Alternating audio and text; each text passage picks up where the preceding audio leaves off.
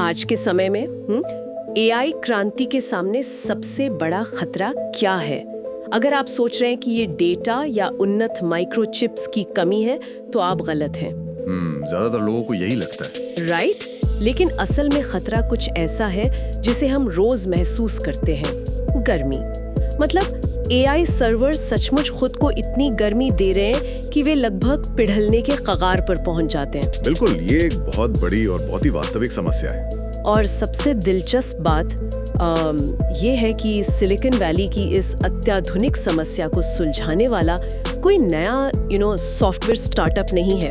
ये एक 30 साल पुरानी भारतीय कंपनी है जो धातु के पाइप बनाती है। हाँ, जो सुनने में काफी अजीब लगता है ना? बहुत अजीब। तो आज के इस डीप डाइव में हम एरोफ्लेक्स इंडस्ट्रीज के वित्तीय दस्तावेजों और स्कैनेक्स, साही और व्याया जैसे विश्लेषकों के निवेश नोट्स का विश्लेषण कर रहे हैं। हमारा मकसद ये समझना है कि कैसे स्टेनलेस स्टील के होज मतलब पाइप्स बनाने वाली एक पारंपरिक औद्योगिक कंपनी अचानक से एआई की लहर या कहें एआई टेलविंड्स का फायदा उठा रही है और अरबों डॉलर के डेटा सेंटर इंफ्रास्ट्रक्चर बाजार का एक अहम हिस्सा बन गई है। और ये तकनीकी बदलाव निवेश के नजरिए से कितना महत्वपूर्ण है, ये समझना भी जरूरी है। एग्जैक्टली। तो चलिए इसे थोड़ा आसान भाषा में समझते हैं। शुरुआत कंपनी के मुख्य काम से करते हैं। ये कंपनी सालाना 1,75,00,000 मीटर स्टेनलेस स्टील के कॉरुगेटेड होज बनाती है, जो कि एक बहुत बड़ा नंबर है। हाँ, और दुनिया के 90 से अधिक देशों में निर्यात करती है। लेकिन मेरे दिमाग में सबसे पहला सवाल यही आता है कि स्टेनलेस स्टील ही क्यों? मतलब पानी या हवा को ले जाने के लिए रबर या पॉलीमर के पाइप भी तो होते हैं। देखिए, रबर या पॉलीमर के पाइप का एक बहुत ही सीमित दायरा होता है।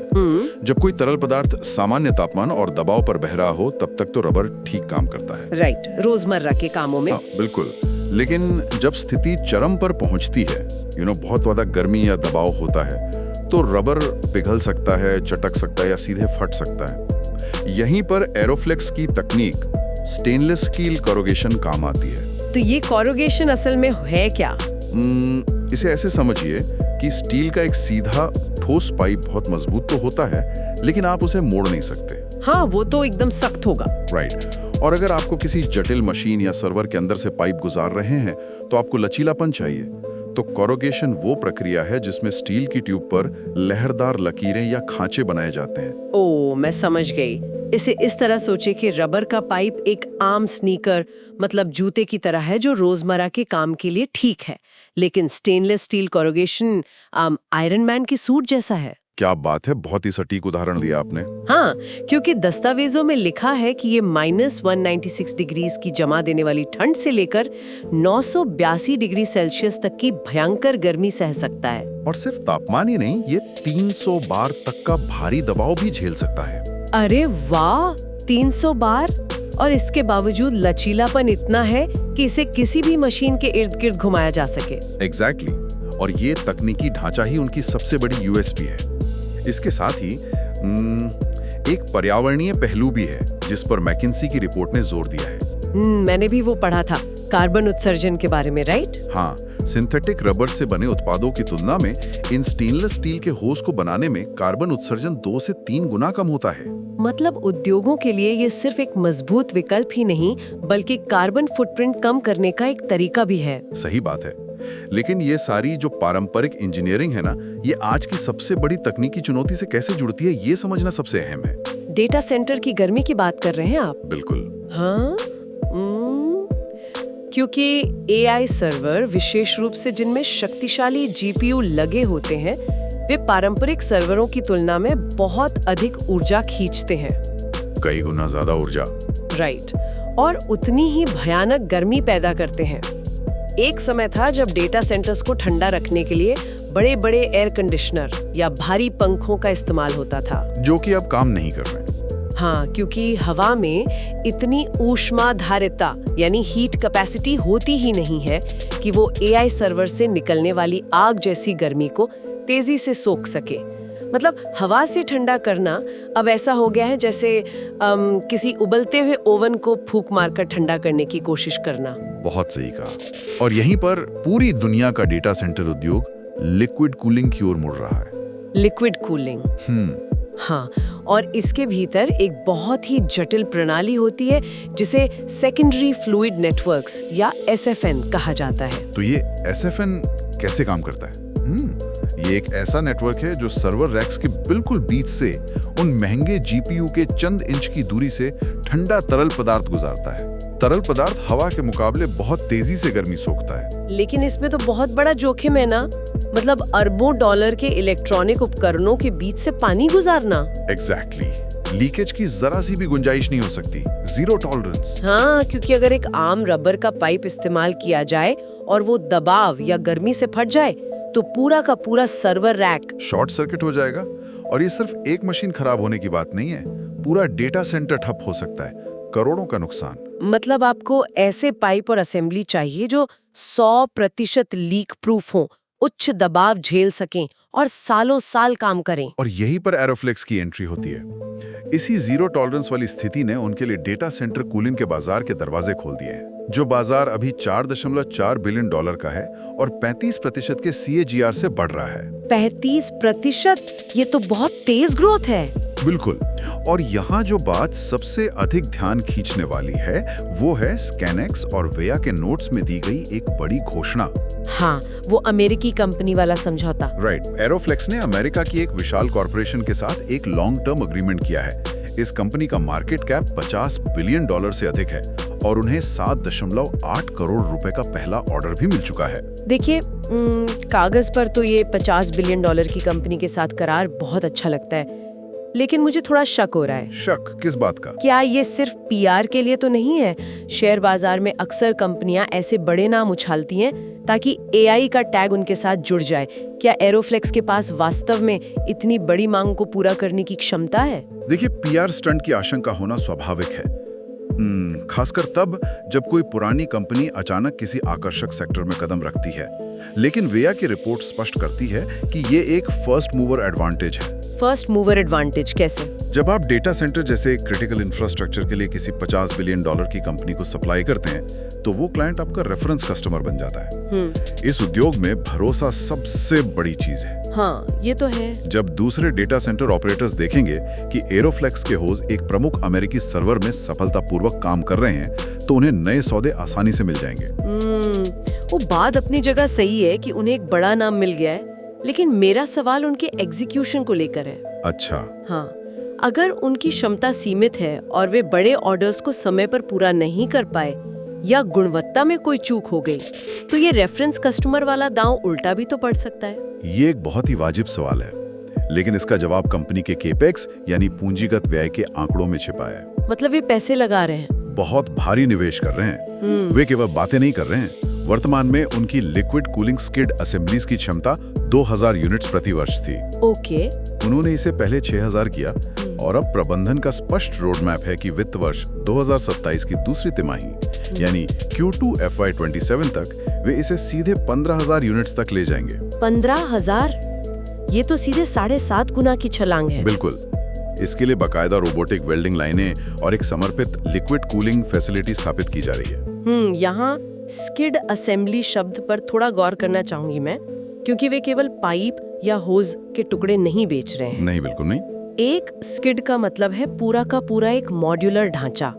मतलब उसमें पंप, वाल्व्स, हीट एक्सचेंजर्स और ये करूगेटेड होज सब एक साथ फिट होते हैं।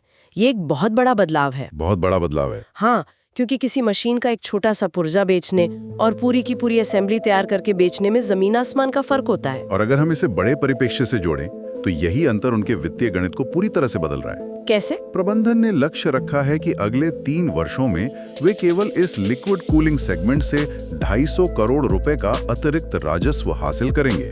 वाव, 250 करोड़ सिर्फ इस एक नए सेगमेंट से? हाँ, साही की रिपोर्ट के अनुसार इस क्षमता विस्तार के कारण वित्त वर्ष 2027 तक कुल राजस्व में 30 से 35% की भारी वृद्धि का अनुमान है। जबकि पारंपरिक होज बाजार की औसत वृद्धि तो शायद 15-18% ही रहती है। एग्जैक्टली। AI की इस मांग के कारण उनके विकास की गति लगभग 2 गुनी हो रही है। लेकिन वित्तीय दस्तावेजों में मुझे जो चीज सबसे ज्यादा चौंकाती है वो है मार्जिन का खेल। मार्जिन? देखिए, जब कोई कंपनी साधारण स्टेनलेस स्टील होज बेचती है तो वो एक तरह का कमोडिटी उत्पाद होता है, उसका मार्जिन काफी सीमित होता है। सही कहा। लेकिन जब आप लिक्विड कूलिंग स्किड्स जैसे उच्च स्तरीय इंजीनियरिंग सॉल्यूशंस बेचते हैं तो वो वैल्यू एडेड बन जाता है। स्रोतों के अनुसार इन नए उत्पादों में 30 से 40% तक का EBITDA मार्जिन मिल सकता है, जो कि बहुत शानदार है। EBITDA यानी कंपनी का शुद्ध परिचालन मुनाफा, वित्त वर्ष 2025 में उनका समग्र EBITDA मार्जिन लगभग 21.5% था। अब इन लिक्विड कूलिंग और उच्च मार्जिन वाले उत्पादों के कारण प्रबंधन इसे आने वाले वर्षों में 25% तक ले जाने का लक्ष्य बना रहा है। और सबसे खास बात, इस पूरे आक्रामक विस्तार के पीछे एक बहुत बड़ी वित्तीय ताकत है। ये कंपनी पूरी तरह से जीरो डेब्ट यानी कर्ज मुक्त है। हाँ, ये एक बहुत बड़ा प्लस पॉइंट है। मतलब 15,000 यूनिट्स की नई रोबोटिक फैक्ट्री खड़ी करना, और वो भी बिना बैंक से एक भी रुपया उधार लिए। उन्होंने हाल ही में इसके लिए 54.99 करोड़ रुपए जुटाए हैं। देखिए, कर्ज मुक्त होने का सबसे बड़ा फायदा ये होता है कि कंपनी को हर महीने भारी भरकम ब्याज नहीं चुकाना पड़ता। राइट। जो भी वे कमाते हैं उसका एक बड़ा हिस्सा सीधे उनके शुद्ध लाभ यानी PAT में जुड़ जाता है। और जब आप AI जैसे तेजी से बदलते बाजार में हैं, तो एक मजबूत बैलेंस शीट आपको जोखिम उठाने और रिसर्च में निवेश करने की आजादी देती है। बिल्कुल। तो ये पूरी तस्वीर बहुत ही सकारात्मक लगती है। कर्ज मुक्त कंपनी, AI का साथ और 35% की ग्रोथ। लेकिन स्कैनिक्स की रिपोर्ट में मैंने एक आंकड़ा देखा जो इस तेज रफ्तार कहानी में अचानक ब्रेक लगा देता है। आप Q1 FY26 के नतीजों की बात कर रही हैं? हाँ, वित्तीय वर्ष 2026 की पहली तिमाही में एरोफ्लेक्स के राजस्व में 6% की गिरावट देखी गई। ये 84.67 करोड़ रुपए पर आ गया। मेरा सवाल ये है कि अगर क्षमता विस्तार हो रहा है और $50 बिलियन के क्लाइंट्स मिल रहे हैं, तो ये गिरावट क्यों? ये साफ दिखाता है कि जमीनी हकीकत में कुछ गंभीर चुनौतियां भी हैं। ये एक महत्वपूर्ण सवाल खड़ा करता है। लेकिन ये गिरावट कंपनी की किसी अंदरूनी कमजोरी की वजह से नहीं थी। ये वैश्विक भू राजनीतिक और व्यापारिक कारकों का नतीजा था। मतलब बाहर की समस्या है। हाँ, एरोफ्लेक्स का लगभग 65-70% व्यापार निर्यात पर निर्भर करता है और अमेरिका उनके सबसे बड़े बाजारों में से एक है। हुआ ये कि Q1 FY26 में अचानक अमेरिका को होने वाले निर्यात पर लगने वाले टैरिफ में भारी बढ़ोतरी कर दी गई। हाँ, दस्तावेज बताते हैं कि जो टैरिफ पहले 3.5% के आसपास था, वो अचानक 10% हो गया और कुछ खास श्रेणियों में तो ये 25% तक पहुंच गया, जो कि बहुत बड़ा झटका है। इसे इस तरह समझा जा सकता है कि कोई धावक पूरी लय में मैराथन दौड़ रहा हो और अचानक कोई पीछे से आकर उसके कंधों पर 20 किलो का भारी बैग रख दे। बिल्कुल, गति तो धीमी होगी। हाँ, जब किसी विदेशी खरीदार के लिए उत्पाद अचानक 25% महंगा हो जाता है, तो वो तुरंत ऑर्डर रोक देता है। खरीदार सोचता है कि पहले स्थिति को समझें, फिर आगे बढ़ें। एग्जैक्टली। टैरिफ का ये झटका सप्लाई चेन को कुछ समय के लिए सुन्न कर देता है। ग्राहकों ने खरीदारी टाल दी, लेकिन इस स्थिति में प्रबंधन ने जो किया वो देखने लायक था। उन्होंने क्या किया? विदेशी ऑर्डर्स के सामान्य होने का इंतजार करने के बजाय उन्होंने अपना पूरा ध्यान डोमेस्टिक मार्केट यानी घरेलू बाजार की ओर मोड़ दिया। और इसके नतीजे भी सामने आए। मैंने देखा कि Q1 में उनके घरेलू कारोबार में 30% से अधिक की वृद्धि हुई। हाँ, जहां पहले कुल राजस्व में घरेलू बाजार की हिस्सेदारी महज 15-16% हुआ करती थी, वो तेजी से बढ़कर अब 28-21% के आसपास हो गई है। ये एक बहुत ही व्यवहारिक और स्मार्ट रणनीति है। अगर बाहर तूफान आया है तो घर के अंदर के काम निपटा लिए जाएं, ताकि फैक्ट्री की मशीनरी रुकने ना पाए। बिल्कुल। और वैसे भी विदेशी खरीदार कब तक रुके रहेंगे? यही प्रबंधन का भी मानना है। उनका कहना है कि अमेरिकी टैरिफ का ये प्रभाव अस्थायी है। विदेशी खरीदारों को उच्च गुणवत्ता वाले उत्पादों की आवश्यकता तो है ही। राइट। उन्हें कहीं ना कहीं से तो माल लेना ही होगा। हाँ, और अंततः वे नई कीमतों के साथ वापस लौटेंगे। अनुमान है कि Q1 FY27 तक विदेशी ऑर्डर्स की स्थिति पूरी तरह से सामान्य हो जाएगी। और इस बीच कंपनी केवल एक चीज पर निर्भर नहीं है। विविधीकरण यानी डाइवर्सिफिकेशन के मोर्चे पर भी वे काम कर रहे हैं। उन्होंने हाल ही में हाइड एयर इंजीनियरिंग का अधिग्रहण पूरा किया है 17.21 करोड़ रुपए में। हाइड एयर का अधिग्रहण कोई मामूली कदम नहीं है। कैसे? देखिए, हाइड एयर हाइड्रोलिक और न्यूमैटिक फिटिंग्स बनाने में माहिर है। पहले एरोफ्लेक्स सिर्फ एक पाइप बनाती थी। और फिटिंग या असेंबली के लिए शायद दूसरों पर निर्भर रहना पड़ता था। हाँ, अब वे एक संपूर्ण समाधान दे सकते हैं। वे कारखाने से सीधा ऐसा पुर्जा निकाल सकते हैं जो जाकर सीधे मशीन में फिट हो जाए। इससे तो उनके उत्पादों की वैल्यू और भी बढ़ जाती है। बिल्कुल। और इसी डाइवर्सिफिकेशन की कड़ी में उनका एक और बड़ा दाव है मिनिएचर मेटल बेलोज। कंपनी अपनी सामान्य बेलोज की क्षमता को 1,20,000 से बढ़ाकर 3 लाख पीस कर रही है और साथ ही छोटे यानी मिनिएचर बेलोज के लिए 2,40,000 पीस की नई क्षमता तैयार कर रही है।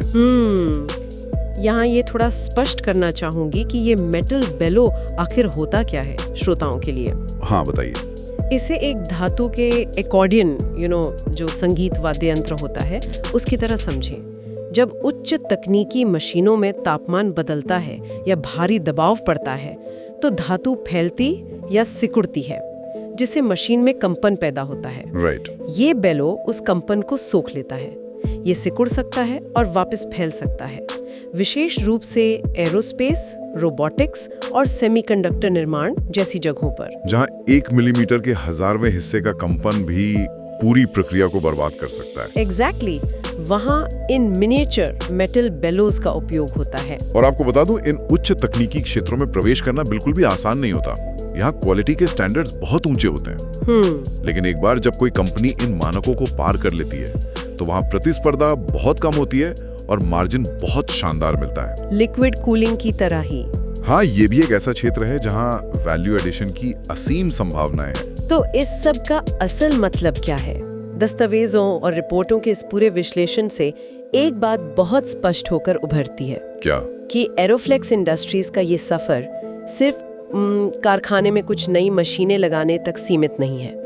ये पूरी मानसिकता का बदलाव है। बिल्कुल सही। एक कंपनी जो पहले इस बात से पहचानी जाती थी कि वो कितने लाख मीटर पाइप बनाती है, वो अब इस बात से पहचानी जा रही है कि वो दुनिया की सबसे उन्नत एआई प्रणालियों को पिघलने से कैसे रोक रही है। ये एडाप्टेबिलिटी यानी अनुकूलन का एक बेहतरीन उदाहरण है। उन्होंने अपने बुनियादी ज्ञान जैसे दबाव और तापमान को कंट्रोल करना उसे लिया और भविष्य की तकनीकों के साथ जोड़ दिया। चाहे वो डेटा सेंटर के लिए लिक्विड कूलिंग हो या एरोस्पेस के लिए बेलोज हो। राइट।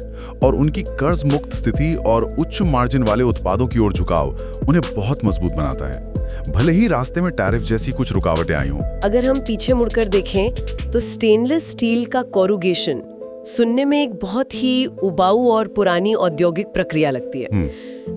ऐसा लगता है जैसे किसी 19वीं सदी के कारखाने की बात हो रही हो। लेकिन यही तकनीक आज 21वीं सदी की एआई क्रांति की सबसे बड़ी बाधा को सुलझा रही है। इस पूरी चर्चा के बाद एक विचार मन में आता है जिस पर श्रोताओं को भी सोचना चाहिए। वो क्या? अगर धातु को मोड़ने और पाइप बनाने वाली एक पारंपरिक कंपनी एआई के बुनियादी ढांचे की इतनी अहम कड़ी बन सकती है, तो जरा सोचिए दुनिया भर में ऐसे और कितने पुराने, उबाऊ और अनदेखे उद्योग होंगे। वाह, ये एक बहुत ही गहरा सवाल है। क्या ये संभव है कि कल की सबसे बड़ी तकनीकी क्रांति को हकीकत में बदलने वाली सोने की खदान सिलिकॉन वैली के किसी चमचमाते ऑफिस में नहीं, बल्कि किसी पुराने औद्योगिक शहर की धूल भरी फैक्ट्री में छुपी हो? भविष्य का रास्ता शायद वहीं से होकर गुजरेगा।